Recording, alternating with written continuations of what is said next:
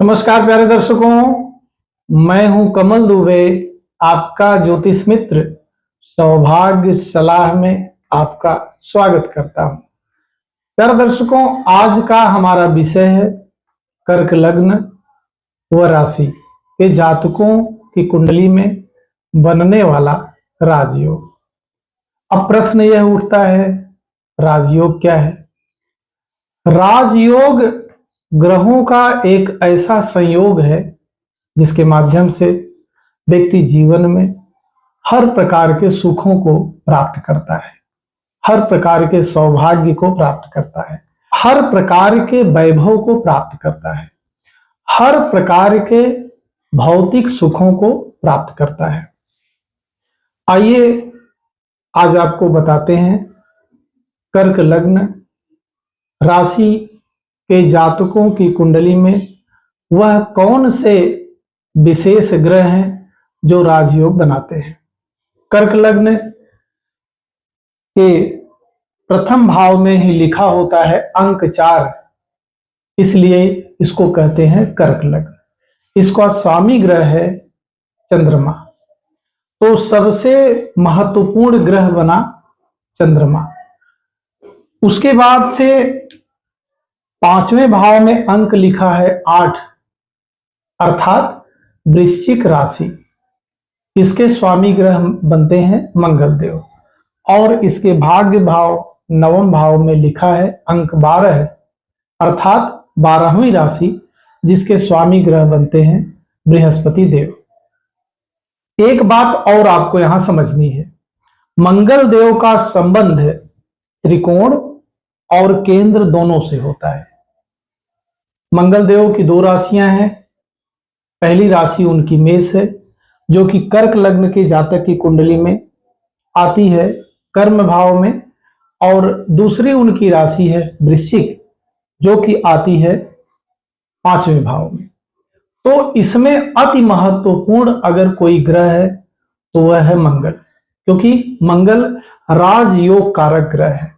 मंगल अगर कर्क लग्न वालों के लिए अच्छा हो जाए तो अकेले ही राजा बनाने की शक्ति रखता है। आइए कुंडली में बात को समझते हैं। यदि लग्न में चंद्रमा, मंगल और गुरु की युति हो जाए तो ऐसा समझा जाएगा कि ऐसा व्यक्ति राजयोग में पैदा है। हमने राजयोग की परिभाषा आपको बता ही दिया। सभी प्रकार के भौतिक सुखों से वह संपन्न होता है। पुत्र पौत्र समाज में उसका एक विशेष स्थान होता है और पुत्र पौत्र से युक्त होता है। धन धान्य से परिपूर्ण होता है। ऐसे व्यक्ति के जीवन में भरपूर धन होता है।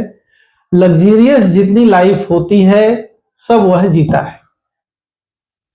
अगर इन 3 ग्रहों का संबंध हो जाए तो विशेष राजयोग है, लेकिन इनमें से कोई 2 ग्रह भी यदि पहले भाव में विराजमान है तो वह भी अति महत्वपूर्ण है, उसको भी हम लोग राजयोग में ही काउंट करेंगे।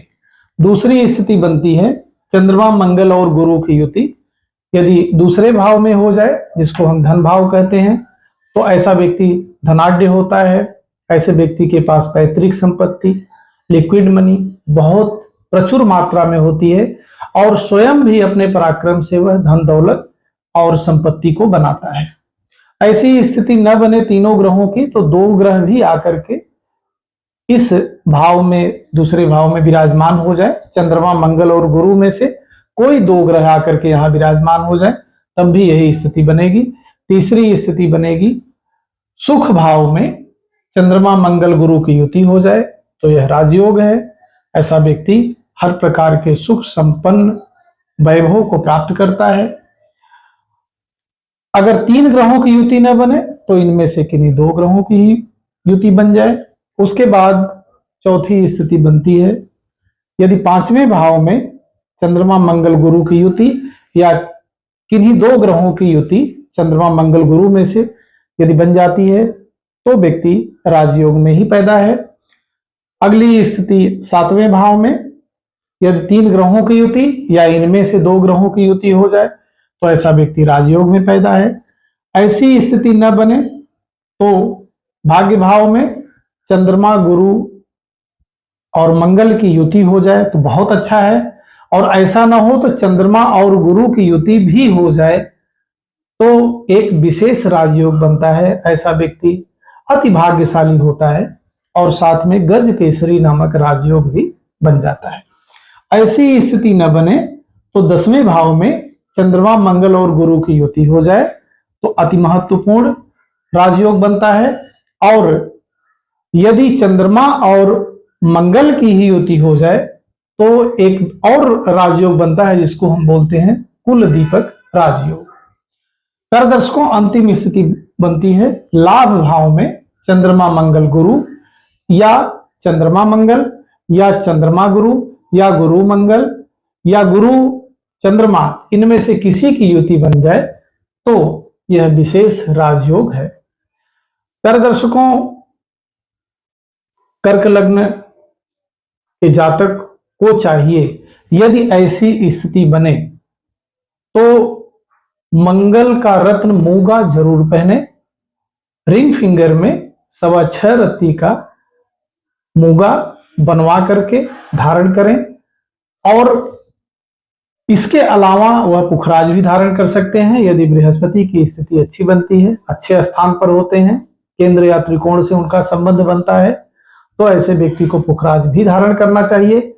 और चंद्रदेव यदि इन भाव में कहीं पर भी उपस्थित हैं, जो हमने अभी आपको बताया है, तो अपने वजन के बराबर ऐसे व्यक्ति को, जैसे अगर आपका वजन 70 किलो है तो 7.25 रत्ती का मूंगा पहनना चाहिए, मतलब वजन प्लस 1.25। इस प्रकार से आप मोती बनवा करके दाहिने हाथ के छोटी उंगली में, यदि कोई पुरुष है, और यदि कोई महिला है तो बाएं हाथ की छोटी उंगली में धारण करें। हर प्रकार से संपन्नता, सुख आपको प्राप्त होगा।